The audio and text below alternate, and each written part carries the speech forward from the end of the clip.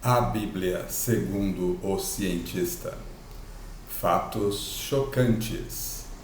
O que é a Páscoa? Este é o canal A Bíblia segundo o cientista. Neste canal, com patrocínio de Camuso, a gente tenta separar o que é fato de fé e mostrar que dá para ter uma conciliação entre compreender ciência e religião. Basicamente, a gente mostra aqui o que está realmente escrito na Bíblia, para que pelo menos você saiba distinguir entre pessoas que estão fazendo referência a coisas que estão nesse livro ou não. Vamos lá. Fatos chocantes. O que é Páscoa?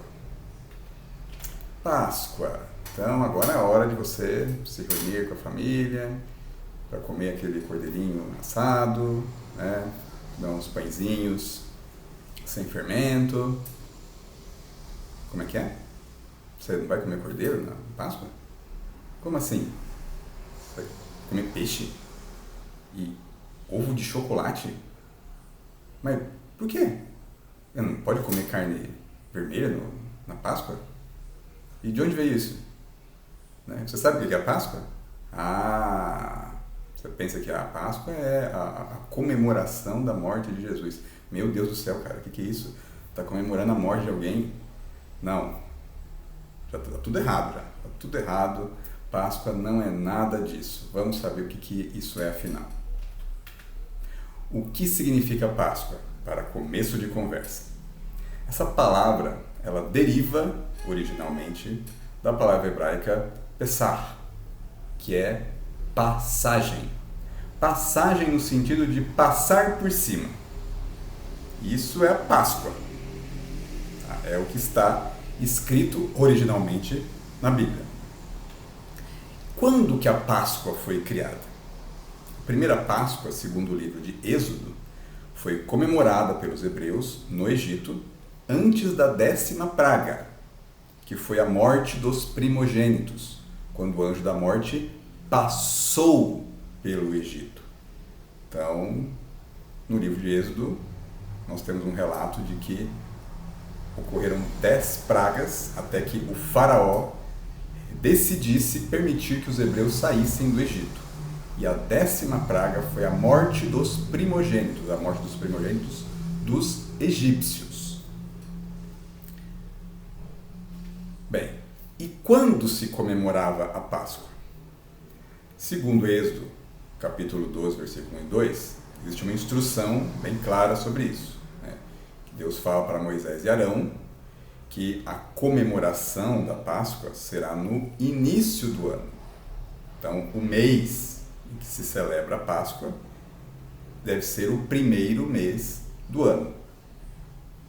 Então, essa é a base do calendário hebraico. Então, é o primeiro mês do ano se comemora a Páscoa. Então, você já percebe que tem uma diferença aqui, né, para o nosso calendário gregoriano, em que a Páscoa não é comemorada no primeiro mês do ano. Bem, e o que se come na Páscoa? Bem, o animal da Páscoa é o cordeiro, tá? Carne vermelha. Tá? Isso está em Êxodo, capítulo 12, versículos 3 a 6. Há o seguinte relato. Falai a toda a congregação de Israel, dizendo: aos 10 dias deste mês, tome cada um para si um cordeiro, segundo as casas dos pais, segundo as famílias dos pais, um cordeiro para cada casa, família. Mas se a família for pequena para um cordeiro, então tome um só com seu vizinho, perto de sua casa, conforme o número das almas, das pessoas. Conforme o comer de cada um, fareis a conta para o cordeiro. Então não precisa ser um cordeiro para a família, se for pequena, pode ser um cordeiro para mais de uma família. O cordeiro, ou cabrito, será sem mácula, quer dizer, sem machucado, sem ferida, sem defeito. Um macho de 1 ano, não é para ser fêmea, o qual tomareis das ovelhas ou das cabras. E guardareis até o 14º dia deste mês, e todo o ajuntamento da congregação de Israel o sacrificará à tarde. Então, o ritual é o seguinte: no 10º dia do mês, deveria ser selecionado o cordeiro, e esse cordeiro seria sacrificado no 14º dia, né, no período da tarde. Então, esse é o animal, o cordeiro, que foi selecionado para sacrifício e que depois serviria para alimentar a família. Havia uma função no sacrifício do cordeiro, que era utilizar ele, o sangue, para proteção. Em Êxodo 12, versículo 6, está escrito: E tomarão do sangue e poloão em ambas as ombreiras e na verga da porta, nas casas em que o comerem. E aí nos versículos 12 e 13, Deus diz: E eu passarei pela terra do Egito esta noite, e ferirei todo o primogênito na terra do Egito, desde os homens até os animais. E sobre todos os deuses do Egito farei juízos, eu sou o Senhor. E aquele sangue vos será por sinal nas casas em que estiverdes. Vendo eu sangue, passarei por cima de vós, e não haverá entre vós praga de mortandade, quando eu ferir a terra do Egito. Então, o cordeiro era sacrificado, o sangue dele era separado, e era usado para ser espalhado nas portas, nas ombreiras das portas, nas vergas das portas. Para quê? Para que servisse de sinal de que aquela casa havia feito um sacrifício a Deus, e então ela estava sob proteção de Deus. O anjo da morte, ele passaria ali pelo Egito, quando visse aquele sinal na porta, ele passaria por cima, quer dizer, ele passaria direto, ele ignoraria aquela casa. É daqui que vem a palavra Páscoa, dessa passagem por cima, Pessah. Então, o anjo da morte, né, que estava a serviço de Deus, ele passou por cima das casas que estavam marcadas com o sangue do cordeiro. O sangue do cordeiro, que era o sinal de que eles estavam sob proteção do Senhor.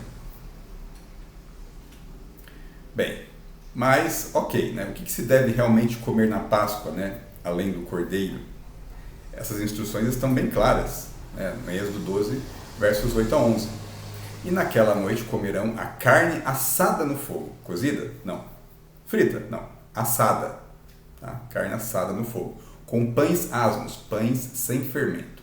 Com ervas amargosas a comerão. Então até o tempero aqui está especificado. Não comereis dele nada cru, nem cozido em água, senão assado ao fogo, a cabeça com os pés e a fressura. E nada dele deixareis até pela manhã, mas o que dele ficar até pela manhã, queimareis no fogo, então não pode sobrar nada. Assim, pois, o comereis, os vossos lombos cingidos, os vossos sapatos nos pés e o vosso cajado na mão, e comereis apressadamente. Esta é a Páscoa do Senhor. Esta, você traduzindo literalmente, é a passagem do Senhor. Por que eles tinham que estar com os lombos cingidos, quer dizer, com um cinto, sapato e o cajado na mão, e tinham que comer depressa? Porque eles iam fugir do Egito. E a ideia é que essa comemoração ela fosse feita assim sempre, né, para que eles lembrassem de que eles haviam, de que os antepassados, no caso, que viriam os antepassados, não, os descendentes, né, dos israelitas depois, eles lembrassem que os seus antepassados haviam fugido do Egito. Bem, e Deus ordenou que essa data fosse comemorada, né? Ele disse no versículo 14 de Êxodo 12: E este dia vos será por memória, celebrá-los-ei por festa ao Senhor. Nas vossas gerações os celebrareis por estatuto perpétuo. Então, a comemoração da Páscoa ela foi estabelecida por Deus como um feriado, né, ininterrupto. Deveria ser celebrado essa data que era a passagem do anjo da morte pelo Egito, né, com a morte dos primogênitos egípcios e a proteção dos primogênitos israelitas.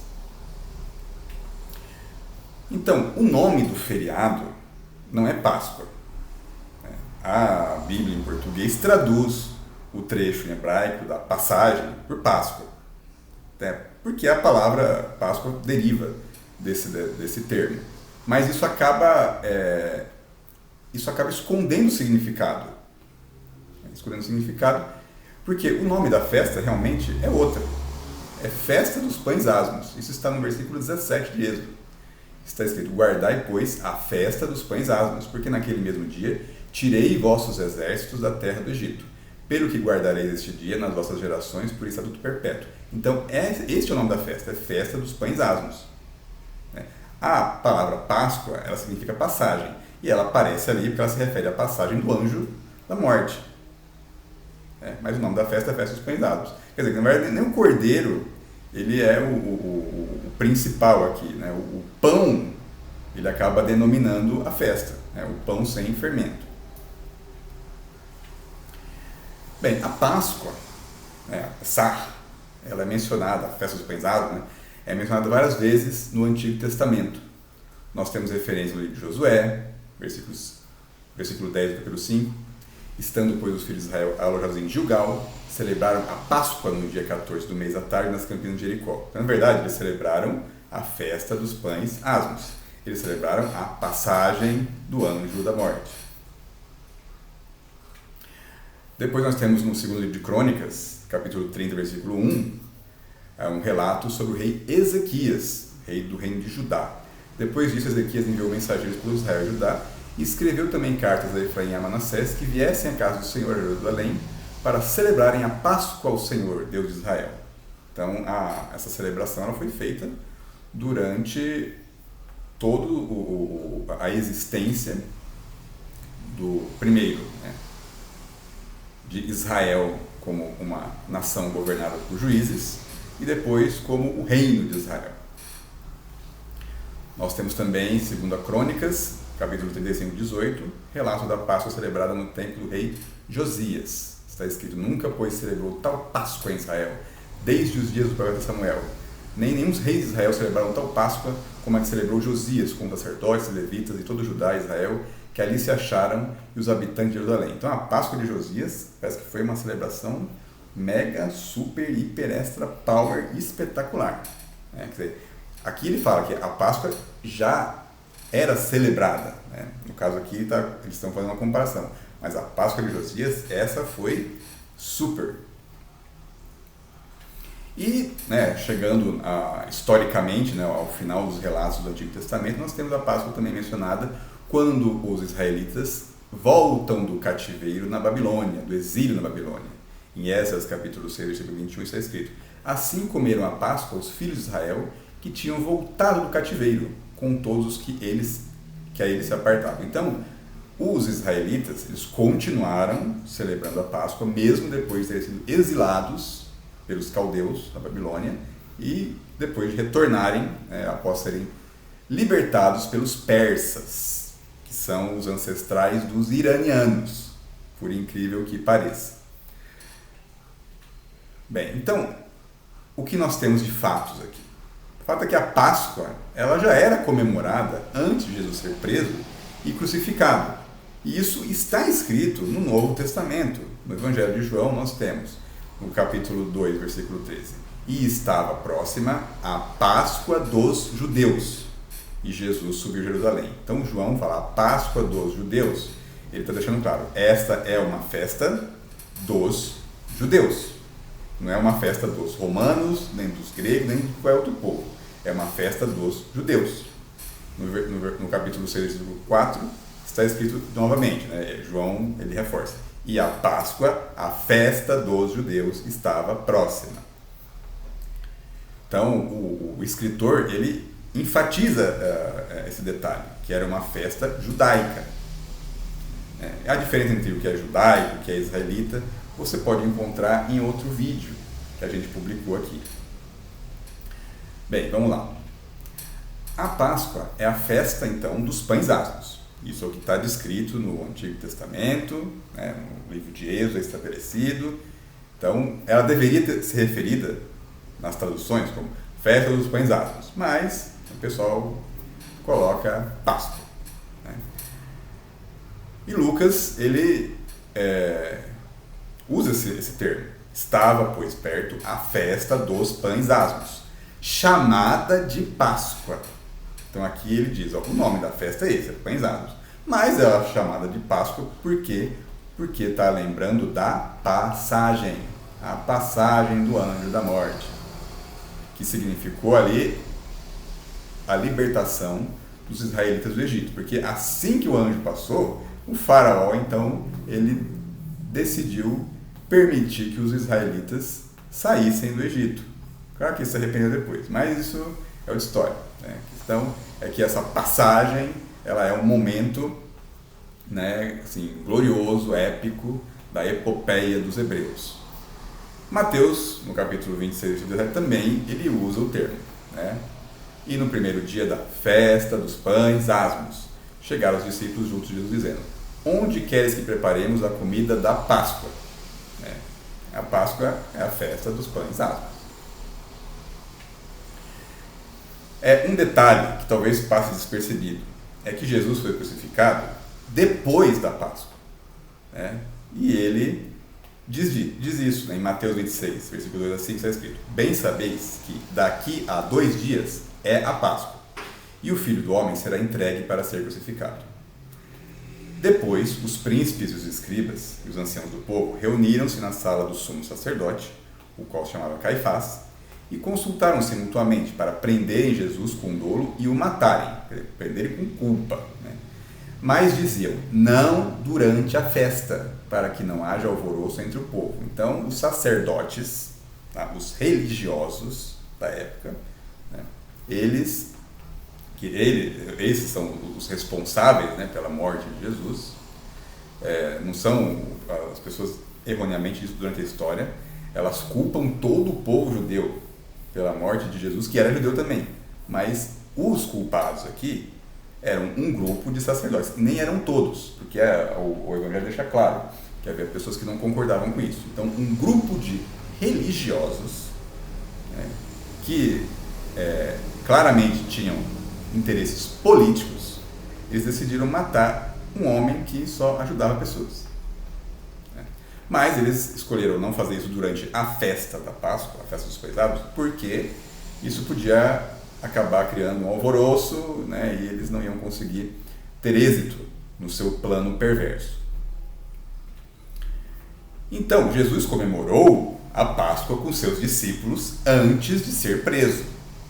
Isso é importante para entender, porque nas comemorações modernas há uma confusão com isso. Então, Jesus comemorou a Páscoa, aí ele foi preso e depois crucificado, né? Em Lucas 22, 14 a 15 está escrito: e chegada a hora, pôs-se à mesa e com eles os apóstolos, e disse-lhes: desejei muito comer convosco esta Páscoa, antes que padeça. Então, eles comemoraram a Páscoa antes, né, do padecimento, do sofrimento, da prisão, crucificação de Jesus. E aí nós temos, né, um momento assim, bastante lembrado frequentemente nas igrejas, né, geralmente da Santa Ceia, né, que é o que está escrito em Lucas 22, 18, também reproduzido pelos evangelistas, o momento em que Jesus diz: e tomando o pão e havendo dado graças, partiu e deu-lhe, dizendo: isto é o meu corpo, que por vós é dado, fazei isso em memória de mim. Jesus toma o pão. E por que ele está com o pão ali? Porque é a festa dos pães asmos. Eram o que eles comiam, o que os judeus comiam nessa festa, além do cordeiro, né, que acaba não sendo mencionado, né? Mas porque a festa é a festa dos pães asmos, o pão ele está como protagonista ali. Então é por isso que Jesus pega o pão. E por que ele pega o pão primeiro? Porque esse pão da festa dos pães asmos representa a aliança dos hebreus feita no Antigo Testamento. Representa todas as 613 leis que foram dadas aos hebreus por Moisés no Antigo Testamento. Mas em seguida há uma novidade, né? Está escrito: semelhantemente tomou o cálice depois da ceia, dizendo: este cálice é o Novo Testamento no meu sangue, que é derramado por vós. Observe o seguinte: o pão, ele era parte da celebração da festa dos pães asmos, que é a celebração judaica. Mas Jesus ali ele introduz um elemento para dar um significado de uma nova aliança, que é o cálice com vinho. Então, na verdade, esse cálice é o Novo Testamento. Então, essa parte do cálice aqui, essa parte é a parte do cristianismo, que nem esse nome tinha, na verdade. Essa parte agora é o novo concerto, a nova aliança, é o novo acordo que Jesus estabelece. Tá? Para você saber que aqui está acontecendo nesse jantar, nessa ceia, uma mudança de celebração. Que a Páscoa era a festa dos pães asmos, para comemorar a passagem, para lembrar, aliás, que comemorar é um negócio muito sádico aqui, pensando que pessoas morreram, mas era para lembrar, né, do momento em que o anjo da morte passou pelo Egito e com isso permitiu que os hebreus pudessem partir. Bem, então ocorre que os cristãos se apropriaram da Páscoa e aí eles a ressignificaram. A Páscoa para os cristãos se tornou sinônimo de lembrar da morte de Jesus, porque ele morreu logo após essa festa. Ele mesmo pediu para que fosse lembrado, mas a lembrança seria a ceia, com o compartilhamento de pães asmos, que faziam parte da Páscoa, e de vinho, que simbolizava um novo acordo entre Deus e os homens. Então, é isso que Jesus pediu. Façam isso em memória de mim. Então, compartilhe o pão, compartilhe o vinho. E aí se lembrem do sacrifício que eu fiz. Isso é o que ele deixou. Certo? Então, o que você deveria comer na Páscoa? Você deveria comer o pão sem fermento, tomar vinho. Né? Pensando nos cristãos. Né? Se você for pensar na celebração judaica, você tem que comer um cordeiro assado, além do pão sem fermento. Bem, então, mas e o ovo de chocolate, então? Por que ele veio? Né? O ovo de chocolate é um rito pagão. Tem nada a ver nem com o judaísmo, nem com o cristianismo. Tá? Nós temos aqui, segundo o Monsenhor André Sampaio de Oliveira, que é doutor em direito canônico, ele explica que muitos séculos antes do nascimento de Cristo, a troca de ovos no equinócio da primavera, comemorado no dia 21 de março no hemisfério norte, era um costume que celebrava o fim do inverno. Isso era feito por povos que não eram cristãos. Então, quando a Páscoa cristã começou a ser celebrada, o rito pagão de festejar a primavera, ele foi integrado à Semana Santa. A Semana Santa é a semana que se celebra o período em que Jesus chega em Jerusalém, ele é recebido, né, com uma salva de ramos em Jerusalém. Ele entra num jumento e é recebido por pessoas que colocam ramos no seu caminho, que é o Domingo de Ramos. Então, isso é uma semana, depois, no final dessa semana, acontece a sua prisão, a sua crucificação e morte, e depois a ressurreição. Essa é a Semana Santa. Mas, o que acontece? Os cristãos começaram a misturar ritos do paganismo com as celebrações simples, que Jesus havia deixado, ou a celebração de fatos que haviam ocorrido durante a vida de Jesus.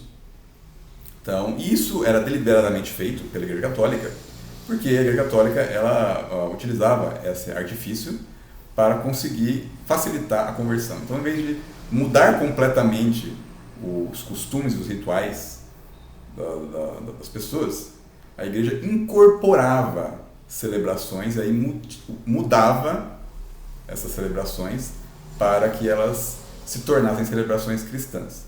Então, o ovo, ele não tem nada a ver com o Evangelho, não tem nada a ver com Jesus. Deus não deu nenhuma instrução para fazer nenhum tipo de celebração com ovo, para usar ovo, e muito menos de chocolate. Tá? Então, esse ovo aí, ele veio de celebrações pagãs, de povos que não eram cristãos, que não professavam cristianismo, mas cujo ritual, de festejar a primavera usando ovos foi integrado à comemoração cristã da Páscoa. E o coelho também é um rito pagão. Então, na tradição pagã, coelhos e lebres são símbolos de Ostara, a deusa do amor, da fertilidade e do renascimento na mitologia anglo-saxã, nórdica e germânica. Então, esses povos bárbaros, segundo os romanos, que acabaram invadindo o Império Romano e esfacelando ele, criando novos reinos, esses povos tinham os seus deuses, assim como várias outras civilizações. E um desses deuses era Ostara. E, segura a coincidência, na primavera os povos da antiguidade coloriam ovos e usavam lebres para celebrar a fertilidade e a renovação associados à divindade. Então, inclusive, há uma série dinamarquesa que fala sobre essa celebração, né, sobre esse culto, né, a Ostara, né, sobre deuses que são antropomórficos, né, tem formas de coelhos e lebres. Depois você procura aí. Né? O que importa aqui é que essa mitologia ela se misturou com o cristianismo. Né? Coisas pagãs que não tinham nada a ver, cultos a outros deuses se misturaram. Mas essa mistura, né, ela foi feita de forma gradual, né, e a celebração de fato da Páscoa, né, com registro escrito, ela aparece só no século XVIII. Né? Então, no livro do professor de medicina alemão Georg Frank von Frankenau, que foi publicado em 1722, há uma menção às lebres da Páscoa. E aí, então, aqui os ovos e os coelhos foram introduzidos, né? É uma mistura de rituais diferentes do paganismo que se misturaram ao cristianismo, né? E aí é muito estranho então, né, que a Igreja Católica, e não só a Igreja Católica, como também a Igreja Protestante, né, ela tenha queimado tantas pessoas acusando de bruxaria e ao mesmo tempo tem incorporado rituais de religiões que eram acusadas pela Igreja de serem bruxaria, como a religião celta. Então, assim, ovos e coelhos são sinais de paganismo dentro do cristianismo. O coelho e os ovos da Páscoa são apenas um exemplo de várias apropriações pagãs que as igrejas cristãs fizeram ao longo dos séculos, modificando as instruções simples de Jesus e abrindo uma grande oportunidade para o comércio. Então, o fato é o seguinte, né? Ovo e coelho importa para quem? Importa, né, para o comércio que vai vender ovo, coelho de chocolate, colomba pascal e todos os tipos de produtos possíveis que forem associados a esses símbolos. Então, eles existem e eles persistem por causa do comércio. Então, essa é a explicação, né, a origem da Páscoa e a ressignificação dessa celebração. E você pode acompanhar essa explicação e outras sobre a Bíblia e o cristianismo aqui neste canal. Obrigado pela sua audiência, inscreva-se, compartilhe esse vídeo, curta e obrigado mais uma vez.